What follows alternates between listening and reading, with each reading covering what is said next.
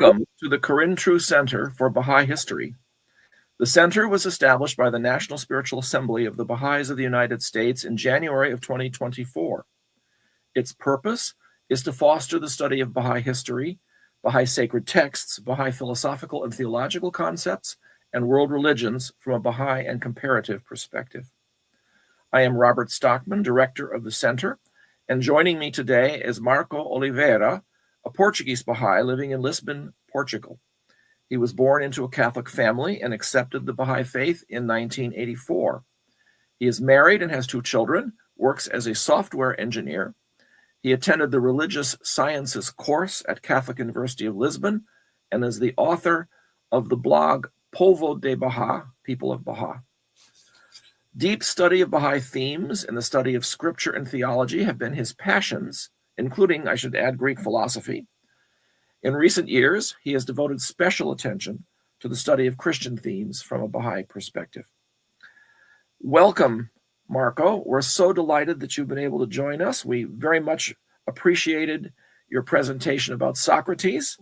We're looking forward to hearing about Plato today, and of course, in the fall, the third member of the trilogy, your presentation on Aristotle. So I will now close my camera and microphone and activate your slideshow here.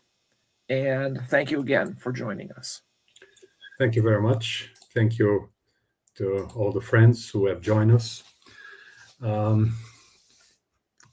This is the second presentation on Greek thinkers.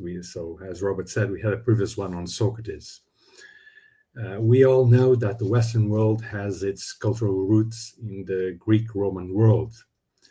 And in the Baha'i writings, references to ancient Greek philosophers can be seen as a hint to the validity of some of their teachings. For instance, we have these words of Abdu'l-Bahá that tell us the following.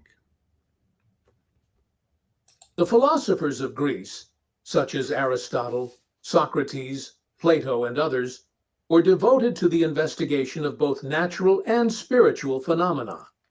In their schools of teaching, they discoursed upon the world of nature as well as the supernatural world.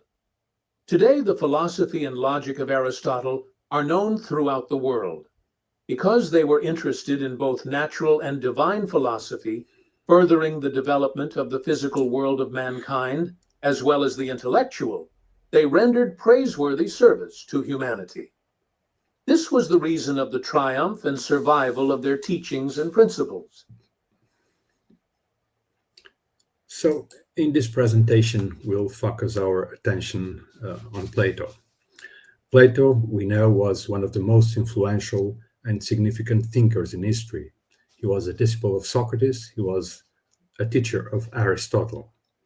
And the purpose of this presentation is to briefly explore Plato's main ideas, allegories, as well as their proximity to the Baha'i teachings. So this is not a philosophical essay or an in-depth study of Plato and Platonism. My main purpose here is to highlight how many of the teachings of the divine Plato that lie at the foundation of Western cultural values, they also find a sort of a validation in the Baha'i faith. So I hope that at the end of this presentation, some Baha'is will develop curiosity about Plato and come to appreciate the value of reading his works.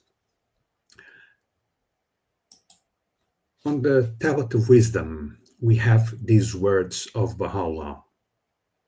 After Socrates came the divine Plato, who was a pupil of the former and occupied the chair of philosophy as his successor. He acknowledged his belief in God and in his signs which pervade all that hath been and shall be. The divine Plato. Some friends ask me, why this title, Divine Plato? Is it that Baha'u'llah is giving Plato some kind of divine status? Well, the title Divine Plato was first attributed to Plato by his nephew, Chrysippus. This nephew inherited the Academy of Athens and he read a funeral eulogy to his uncle, and he was the first to use this title, Divine Plato. Let me remind you that in antiquity, exceptional people were presented as sons of gods, and this was a way of legitimizing their power, their doctrines. So it is not surprising that we see some ancient biographers referring to Alexander the Great as the divine Alexander, or Scipio as the divine Scipio, or Augustus as the divine Augustus. In my understanding, by using this title, Divine Plato, Baha'u'llah is only recognizing the preeminence of Plato. And who was Plato? What we know about Plato? Well, we know that he was born between 427 and 423 before the Christian era. He was born into an aristocratic family of Athens, an influential family. His given name was likely Aristocles, not Aristotle, Aristocles, but his nickname was Platon. That means broad, large. He was a physical, robust man. He had large shoulders. He is the author of numerous philosophical texts, most of which are presented in the form of dialogues. And his teachings, we know, they lay the foundation of Western philosophy. He founded the Academy of Athens, often regarded as the first university in the Western world, and he deeply influenced later thinkers like St. Augustine and Avicenna. And consequently, somehow he shaped Christianity and Islam. We could describe Plato's life with this timeline chronology. So he was born in, as I said, between 427 and 423. It was during the Peloponnesian War, a war between Sparta and Athens. By the age of 20, he met Socrates and started following Socrates. After the Peloponnesian War, he witnessed the trial of Socrates. By 390, he wrote his first texts. He traveled several times to Syracuse. And then there are some events in his life that are worth referring. He founded the Academy. He published the book Symposium by 385, The Republic by 380. And he died at the year 347. In his youth, Plato greatly admired Socrates, calling him the most just of men. And it's interesting to see that Socrates is the main character in many of Plato's dialogues. But the execution of Socrates left Plato deeply shaken. And around the same time, he witnessed a significant political unrest in Athens. Not only the Peloponnesian War, but also the tyranny. Athens was under the rule of the 30 tyrants, and they were later replaced by a democratic system, but it was a very fragile system. And all these experiences, all these things he witnessed, moved him away from politics and led him to see democracy as a flawed system. He considered that the Athenian democracy that was based on rhetoric and exchange of opinions failed to protect itself against demagogy. And it's no wonder that because of these experiences, these things he witnessed, many of his teachings and his writings often focus on good governance and justice. It's also interesting to see the relationship between Socrates and Plato, because they came from very different backgrounds. Socrates was the son of a midwife and a stonemason, grew up in a suburb of Athens, had no job, left no written works, and he spent his days walking in the streets, in the agora, questioning people and establishing dialogue with other Athenians. He had great conversation skills. Now, Plato, completely different. He came from an aristocratic family, and it's surprising that he took interest in someone like Socrates. Sorry. Socrates was so disregarded by many Athenians. Plato admired the way Socrates placed morality above all forms of dogmatism. He describes Socrates as a perfect example of a just and wise man. And he considered Socrates just because he defied political conventions and he remained at peace with his conscience, even in face of death. And he considered him wise because he used dialogue and paradox as tools in search for truth. Socrates' trial and conviction would influence Plato's political thinking tremendously. Throughout his life, Plato traveled through the Mediterranean world. He went to Syracuse 3 times. He traveled to South Italy, Cyrenaica, in what is today's Libya. He also traveled to Egypt, and he visits many Greek cities. In all these travels, he established contact with other philosophers.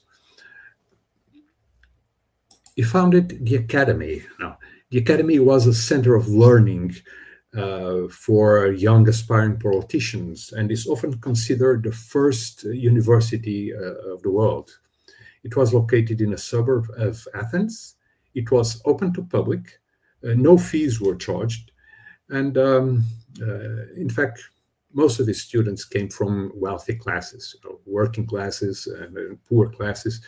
They couldn't afford to send their kids to that school.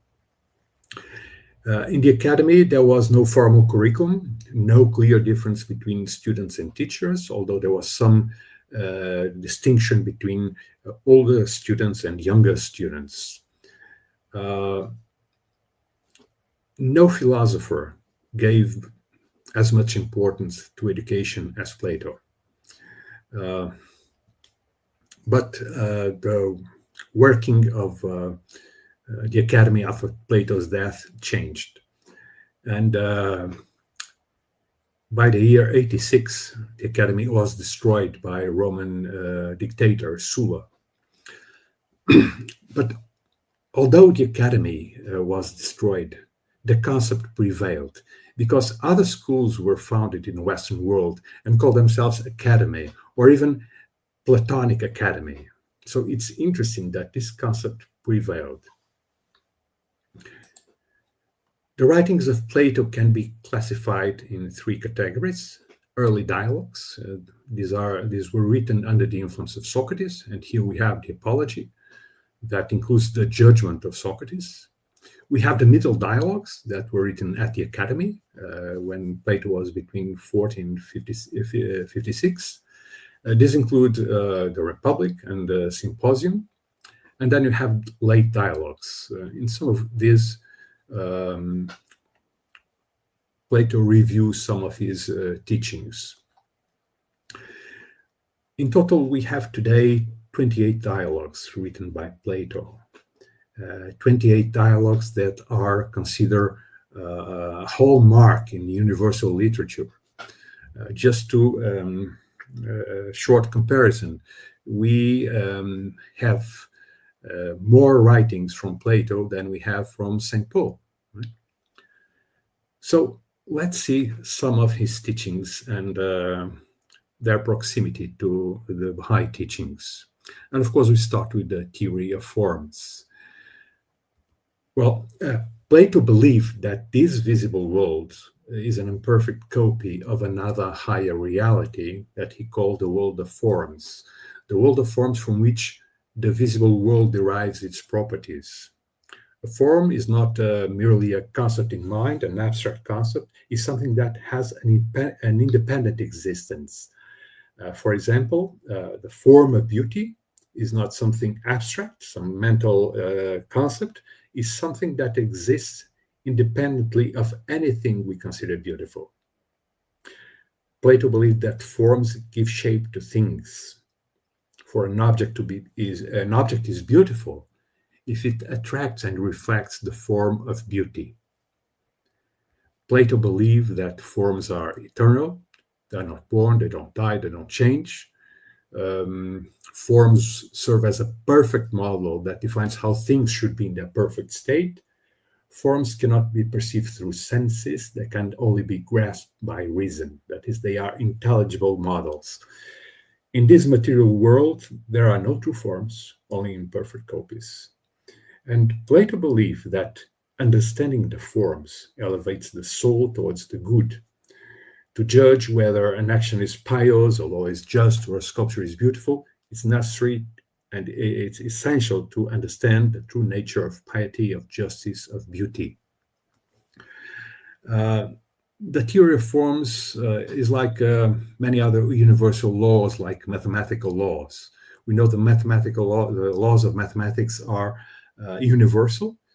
They are eternal. They are not discovered. They are discovered, but they are not created. They have a general validity. Okay? So forms would be universal, just like mathematics. And these are words of Plato concerning the forms. And here he refers specifically to the form of good. He says the following. In the knowledgeable realm, the form of the good is the last thing to be seen, and it is reached only with difficulty.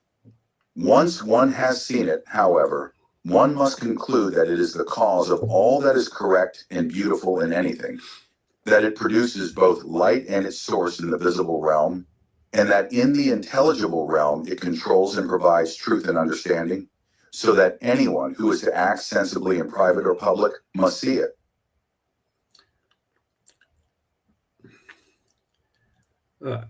I guess some of you, by hearing these words of Plato, can immediately start establishing that there is some parallel, some proximity to the Bahá'í teaching of names and attributes of God. I think there is a significant parallel, though they are not exactly the same thing. In Bahá'í teaching, we also are said that the names and attributes of God are reflected in these material worlds. There are similarities here, and these are worth mentioning. And these are words of Baha'u'llah where he refers to the names and attributes of God. Upon the inmost reality of each and every created thing, he hath shed the light of one of his names, and made it a recipient of the glory of one of his attributes. Upon the reality of man, however, he hath focused the radiance of all of his names and attributes, and made it a mirror of his own self. Alone of all created things, man hath been singled out for so great a favor, so enduring a bounty. These energies with which the day star of divine bounty and source of heavenly guidance hath endowed the reality of man lie, however, latent within him, even as the flame is hidden within the candle, and the rays of light are potentially present in the lamp. Some Bahá'í scholars have already understood this parallel between the Bahá'í teaching of names and attributes of God and Plato's theory of forms. And one of those scholars was Mr. Jan Kluge. And he says the following: the Bahá'í writings are clearly Platonic insofar as they present a variation of Plato's forms or ideas called the names of God, as residing as independent substances in a separate realm called the kingdom of names, which is itself identified with the first mind. Well, although I admire Mr. Jan Kluge's writings, this perspective makes me a little uncomfortable. First, because he defines the Bahá'í writings as Platonic. And I think when we apply labels to the Bahá'í writings, we are somehow reducing their importance. I think that being sacred writings, we cannot label them. The only labels we really can assign to sacred writings is that sacred writings, sacred scripture. And then I also feel a bit uncomfortable with the notion that the Bahá'í teaching of names and attributes of God to be described as a variation of Plato's theory of forms. If the Baha'i writings were a product of a brilliant mind. Okay, we could call it a variation. But once they are product of divine revelation, it doesn't seem to me, that's just my personal opinion, doesn't seem to me very correct to describe it as a variation of Plato's forms or ideas. I would prefer to say that there is a significant proximity between these teachings, although they are not exactly the same. Another teaching of Plato that I consider relevant is the concept of soul. Plato was the first to use the term soul. For Plato, the soul is the most valuable aspect of a human being and the element that best defines their identity. The soul is immaterial and cannot be reduced to physical laws. Like the forms, the soul is immortal, and its influence extends to all that is real. It possesses an innate tendency to seek perfection. So, what Plato is doing with his teachings about the soul is that he is introducing the human beings as having a duality body-soul. The soul that belongs to the world of forms is linked to the body that belongs to the material world. Plato also believed that the destiny of the soul after the body's death is determined by its knowledge of transcendent truth and its practice of goodness. Plato believed that without a soul, human beings couldn't understand the world, that the soul works as a motor in direction of the bodies and therefore human relations. The soul interacts with the material world, and when seeking perfect knowledge that is behind the material world, it establishes a connection between the world of matter and the world of forms. Plato believed that the body can feel pleasures, but these pleasures are insignificant when compared to what one may feel when we develop our own soul. Plato also stated that material addictions can lead the soul into a state of slavery. And as I said before, the soul is the true human identity, and sometimes the body seems to be a prison for the soul, a prison from which it seeks to escape through knowledge and virtue. And what Plato says about the soul? Here it is. For the soul takes with it to the other world nothing but its education and nurture, and these are said to benefit or injure the departed greatly from the very beginning of his journey thither. And also, knowledge is the food of the soul, and we must take care, my friend, that the sophist does not deceive us when he praises what he sells, like the dealers wholesale or retail who sell the food of the body, for they praise indiscriminately all their goods without knowing what are really beneficial or hurtful. Okay, now if you have a Baha'i background, you see immediately some similarities. Okay, but I should point out that Plato believed in the reincarnation of souls and also in the reminiscence of past lives.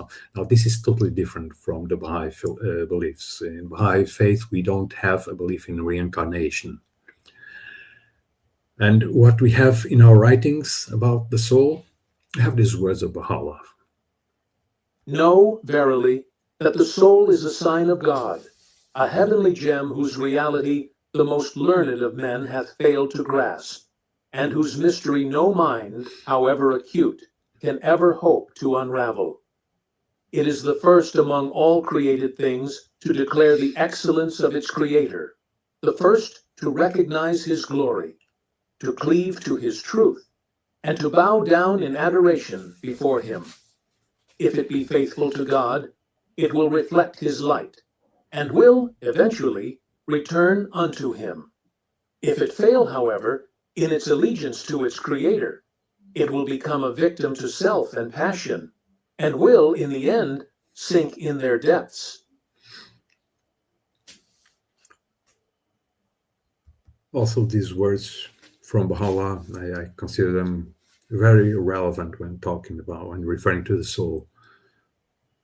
I say, the human soul is exalted above all egress and regress. It is still, and yet it soareth. It moveth, and yet it is still. It is in itself a testimony that beareth witness to the existence of a world that is contingent, as well as to the reality of a world that hath neither beginning nor end. Behold how the dream thou hast dreamed is, after the lapse of many years, reenacted before thine eyes. Consider how strange is the mystery of the world that appeareth to thee in thy dream. Ponder in thine heart upon the unsearchable wisdom of God, and meditate on its manifold revelations. So we can see some significant proximity in Plato's teachings and Bahá'í teachings concerning the soul. Now, the just city. Plato was disappointed with the Athenian democracy. He witnessed corruption, struggles of interests, the election of the unfit instead of the wisest. He witnessed the defeat against Sparta. He witnessed the death of Socrates. And all that led him to reflect and propose a model of city administration based on reason and eternal principles. And he believed just like navigating or healing are jobs that are not open to everyone, because you need specific skills to navigate or to be a doctor. Governing is also an activity that should be reserved only for the virtuous and wise men, and these are not necessarily the rich. He believed that only those who know the idea of good can practice it, then they can promulgate good laws, they can establish justice. In this model of just city, Plato proposes three social classes: the rulers, that are the wise men, the warriors, that will act like guardians, and the artisans and producers. These classes are not identified with economic condition, but with a function in the city. For Plato, a good ruler is like a good shepherd. In him there is a synthesis of wisdom and authoritarianism. Plato believed that a good ruler is wise, is prudent, is concerned with ensuring not only the living conditions of the citizens, but also the salvation of their souls.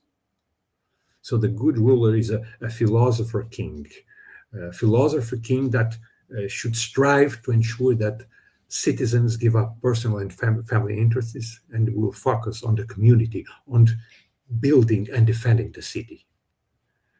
The philosopher king should also convince citizens that law has a greater value than the will of the individual, and the citizens must believe that the law has universal and unquestionable value.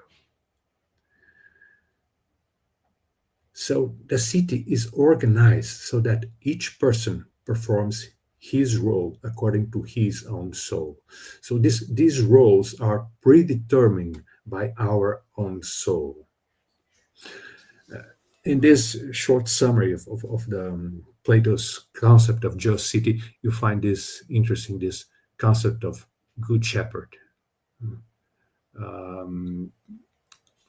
Very likely many of you will immediately identify this with the early Christian thought. In the Gospel of John, the author puts Jesus saying, "I am the good shepherd." So you can see that Christianity was influenced by Platonic thinking from the very beginning.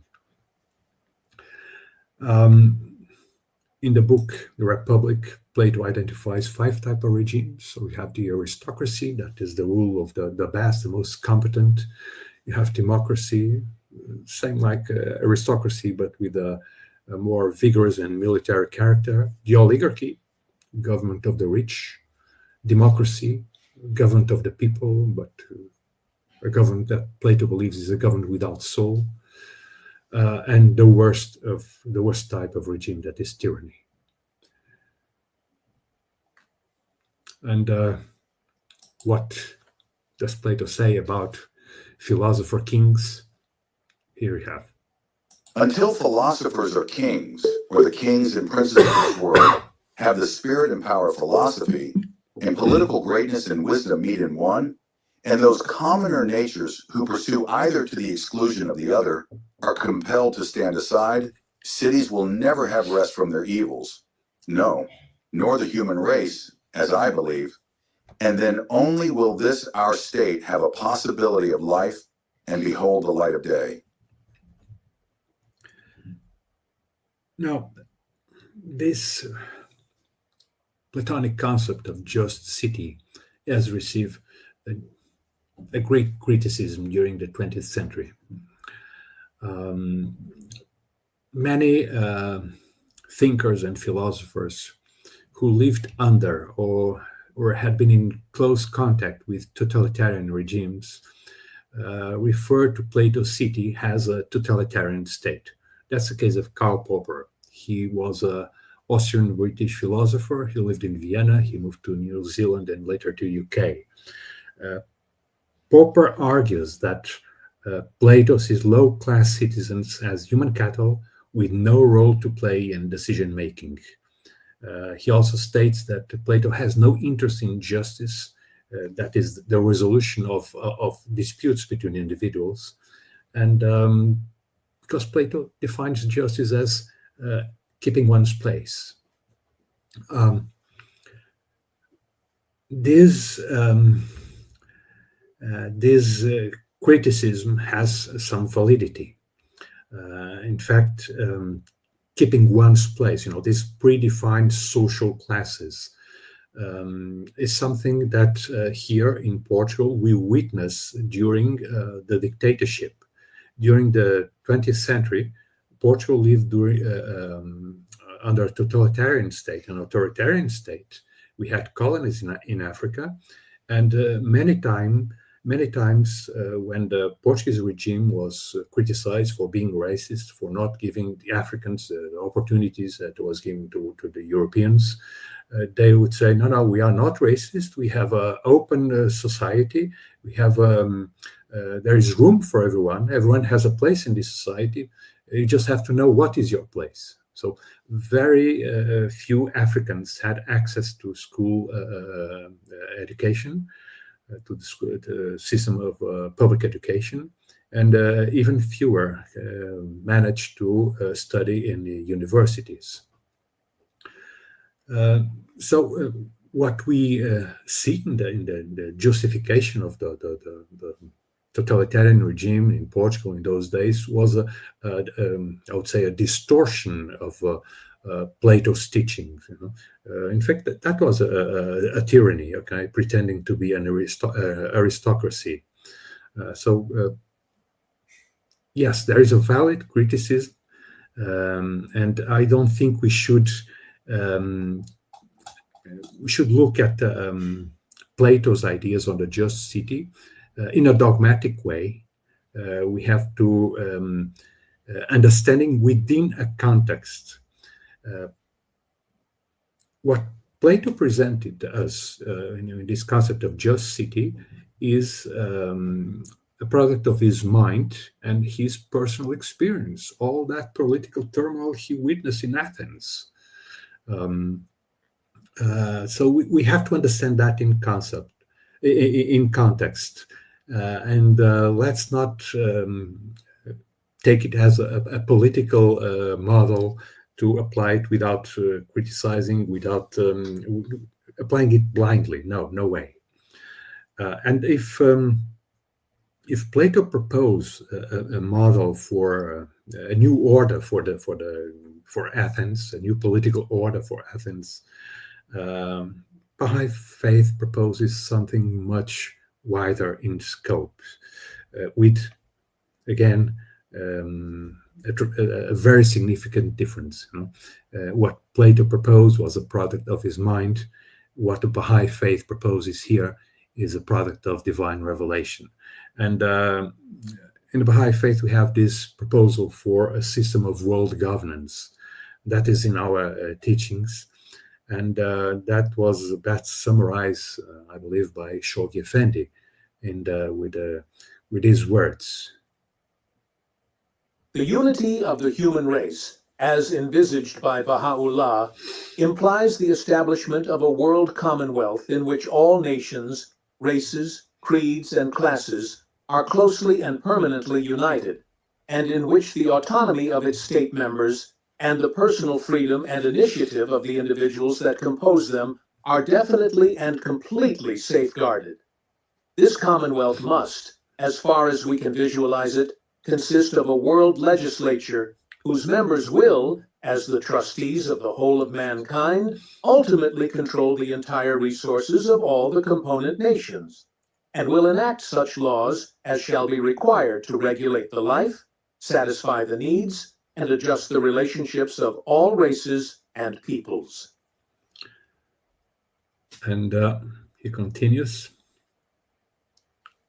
A world executive, backed by an international force, will carry out the decisions arrived at and apply the laws enacted by this world legislature, and will safeguard the organic unity of the whole Commonwealth. A world tribunal will adjudicate and deliver its compulsory and final verdict in all and any disputes that may arise between the various elements constituting this universal system. So the Baha'i Faith doesn't define how this new world order should be established, but describes its principles that it should follow. This is like a collective goal for mankind. And as I said, Plato developed his ideas based on his personal experience. And the Baha'i principles exposed here are a product of divine revelation. So we have to be careful with the comparisons. But of course, we see it's evident that the Baha'i proposal has a much wider scope. Now, if you had to study philosophy in secondary school, the allegory of the cave is perhaps one of the few things you remember from those classes.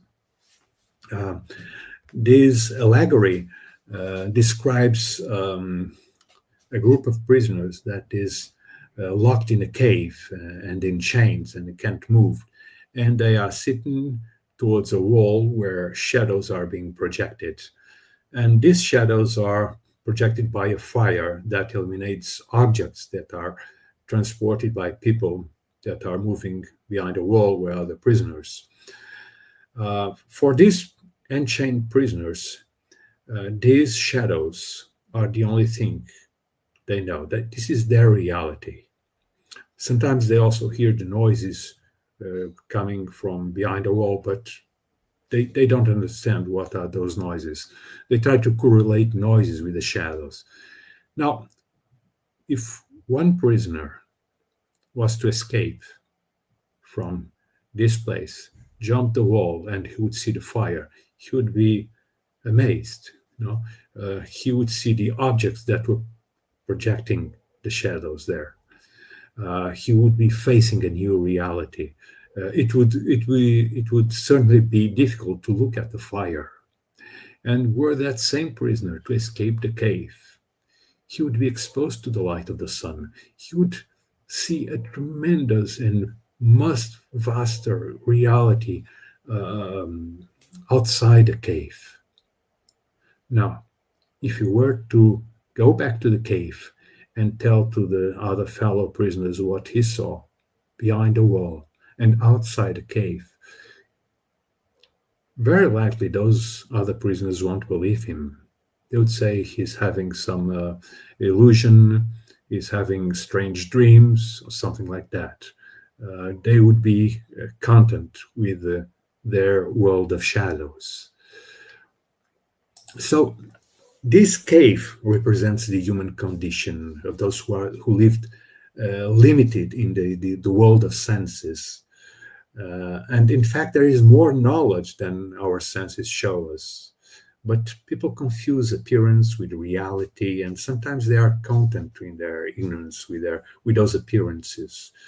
And when some truths started to emerge, that can be scary, Some will not hesitate to turn back on that reality that just discover, and will prefer to remain in that world of shadows. So that freed prisoner represents the person who seeks the truth and the reality of the world. So leaving the cave is like getting access to true life. These are words of Plato referring this allegory.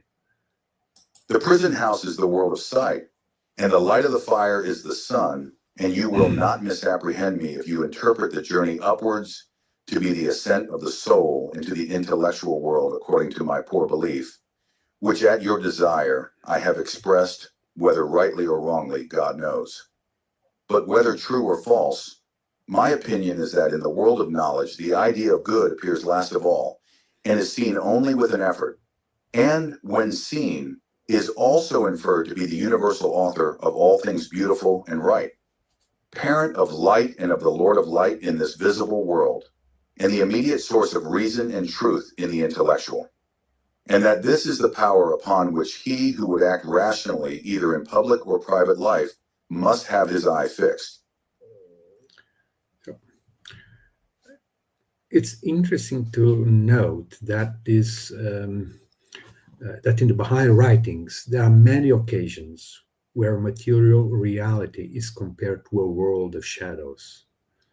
This, for instance, is an example of words of Abdu'l-Bahá where he makes such comparison. Know thou that the kingdom is the real world, and this nether place is only its shadow stretching out. A shadow hath no life of its own. Its existence is only a fantasy, and nothing more. It is but images reflected in water, and seeming as pictures to the eye. Also, in the words of Baha'u'llah, we have this reference to that compare this world to a world of shadows. Abandon these fleeting shadows, O Miriam, and turn towards the day star of unfading splendor. Every shadow oweth its existence and motion to the presence of the sun. For were the latter to withhold its grace for a single moment, all things would sink beneath the veil of non-existence. How sad and regrettable indeed that one should occupy oneself with the transitory things of this world and be debarred from the day spring of eternal holiness.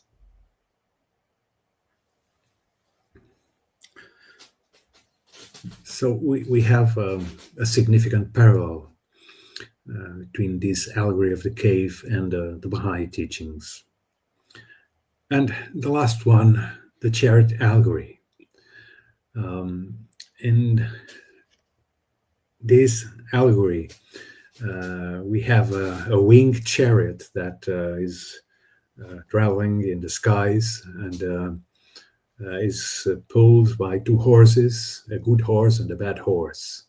And at some moment, the chariot loses its wings, and the charioteer has to keep the chariot flying and moving upwards. But it's difficult to control the horses. And these are words of Plato describing this allegory. First, the charioteer of the human soul drives a pair, and secondly, one of the horses is noble and of noble breed, but the other quite the opposite in breed and character. Therefore, in our case, the driving is necessarily difficult and troublesome. So, according to Plato, we human beings, we live in this duality body-soul. Souls live in a material world, they control the body, but they're not the body. And the chariot represents the human body, and the charioteer, the soul, and the reins are human thoughts. Then we have the bad horse, that represents our material identity with all our irrational passions, senses, desires, and that bad horse is difficult to control. It drags the human being towards a lower world. On the other hand, we have the good horse, that represents a superior identity, rationality, virtues, true reality, and that good horse elevates the charioteer to a higher world. And it's the duty of every human being not to allow himself or herself to be drawn into a material world, but rather to elevate and purify their soul in seeking knowledge and truth. This duality, body and soul, has a tremendous parallel in the Baha'i teachings that tell us that in human being there are two natures, a spiritual nature and a material nature. These are words of Abdu'l-Bahá referring to those two natures. In man, there are two natures, his spiritual or higher nature and his material or lower nature. In one, he approaches God. In the other, he lives for the world alone. Signs of both these natures are to be found in men. In his material aspect, he expresses untruth, cruelty, and injustice. All these are the outcome of his lower nature.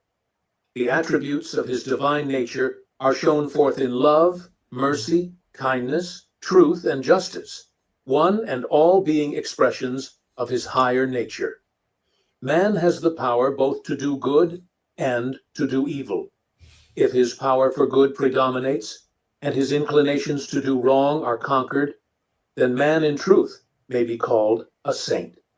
But if, on the contrary, he rejects the things of God and allows his evil passions to conquer him, then he is no better than a mere animal.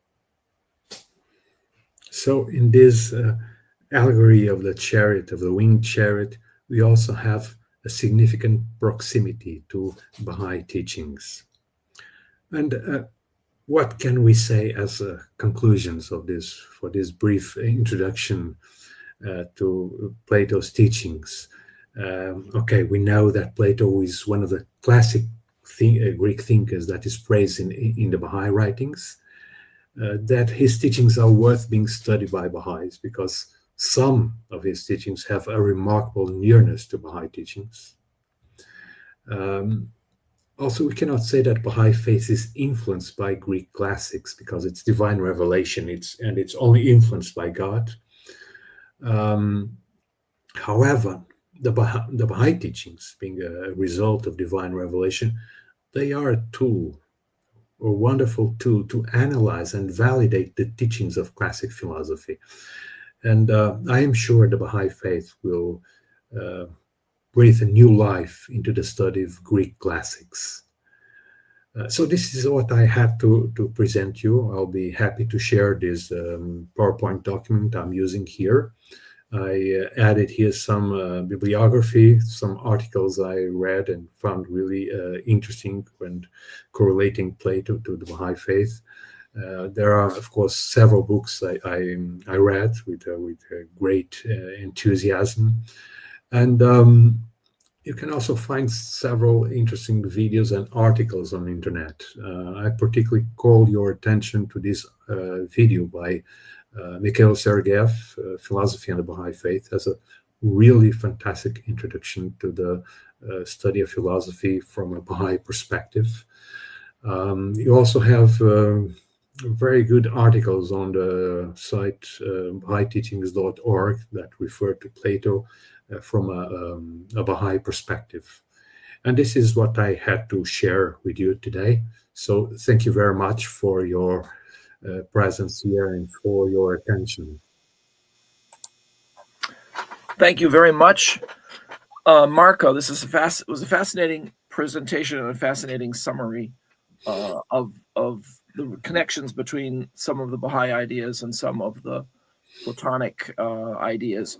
And I just wanted to comment a little bit about this whole question of influence, because influence can be interpreted in various ways. Mm-hmm. And I think it's also certainly safe to say that the Baha'i faith was influenced in the sense that the Baha'i faith utilized the ideas that were already there.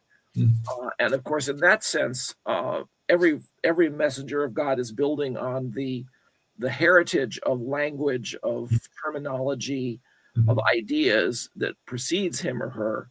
And then, of course, disagrees with some of them, accepts some of them, and builds on them and moves beyond them in many ways, too. Mm-hmm. Yeah, I fully agree. Yeah. So I think the word influence is an interesting word because I think people understand it in different ways.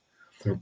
Before we have a few comments that are popping up, and you might want to click on comments and take a look at them at yourself as well. I'm curious what you want to say or what you can say about the whole issue of Plato's belief in God and gods. To the extent that you're familiar with it, it would seem that Plato was a monotheist in many ways. Yes, it seems to be monotheist in the sense that he was following Socrates, and Socrates questioned the need for so many gods. But that wasn't a theme for this presentation. So it's but I certainly will use it for the next. We'll get to Aristotle. for another presentation on Plato. Oh, well, that'd be interesting. That would be quite interesting. John Trevan Trevathan, I think is how his last name is pronounced, has been posting various quotations, and I'm not quite sure what to say about those. And you've also been receiving some Portuguese congratulations as well, at least one from João Moutinho, ansiosamente. Anxiously. So that's the one comment that I've seen there. Planksip has been curious about some of these various issues that you've been raising. And Lisa wants to know if there are any analogies of Plato's that do not have parallels in the Baha'i writings. Which one? She's way down there at the bottom. There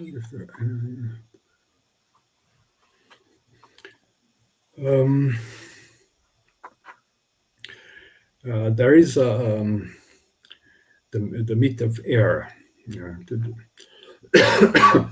That is in many of Plato's teachings and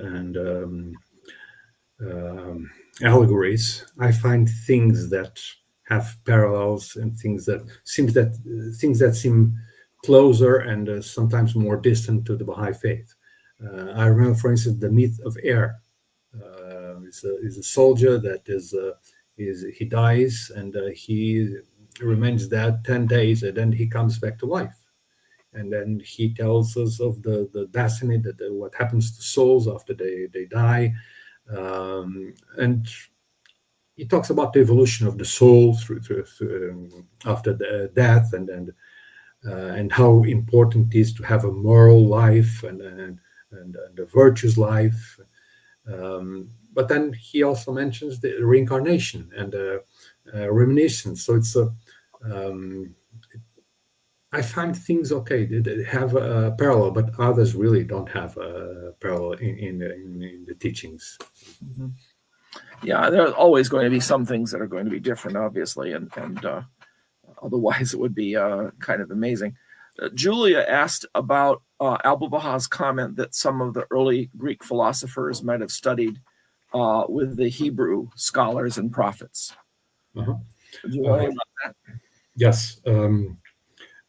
During the lives of Socrates, Plato, and Aristotle, that was kind of a golden age for the Greek state cities, and trade in Eastern Mediterranean was flourishing. So you have sailors navigating from one city to another, and Aristotle used to go to the port of Athens and ask sailors, do you have any documents, any books from Egypt, any books from other cities? And we know, for instance, that Aristotle he even had books from India. So it wouldn't surprise me it wouldn't shock me to consider that Aristotle had access to some books of the Hebrew prophets. It's something that very, very possible, very likely. Okay. And certainly with Plato traveling to Egypt and Cyrenaica, Mhm. he was certainly getting around. So it does suggest that in Alexandria, there was probably already a good-sized Jewish presence. Oh, there was no Alexandria at the time of Plato, but in Egypt, there may have already been a Jewish presence at that time too. So he may very well have encountered Jewish thinkers there. Perhaps I won't say philosophers, but at any rate, thinkers. Yeah, they were thinkers. Yeah, very, very interesting. I don't see that we have any other questions right offhand about any of this. So let me see if we've got anything else. Not right offhand that I can see. So we've had some good questions at least, and I want to thank you very much for the comments that you've been able to provide today on Plato, which gives us a foundation for studying Aristotle in the future. I think we're pretty much done for today. I want to thank everyone for joining us. There are no webinars scheduled over the summer as of now, but there probably will be some set up in the next month or so. So keep an eye out for any notices on our website, CorintTruthCenter.org, or subscribe to our newsletter. Of course, we put the newsletter out monthly, and that has a lot of the information. We also have a scholarly conference coming up at Greenacre Baha'i School in Elliott, Maine, June 6th through the 8th, and we're going to have 14 presenters between Friday night and Sunday noon, talking about various aspects of Baha'i history, philosophy, thought, interaction with Islamic ideas, what else, and some biography as well. So we're looking forward to that, and we hope some of you can join us at that particular conference as well. Meanwhile, I want to thank again everyone for coming, and thank you so much, Marco, for presenting. We're very grateful for you, and see you all again on the web in the future. Goodbye. Bye-bye.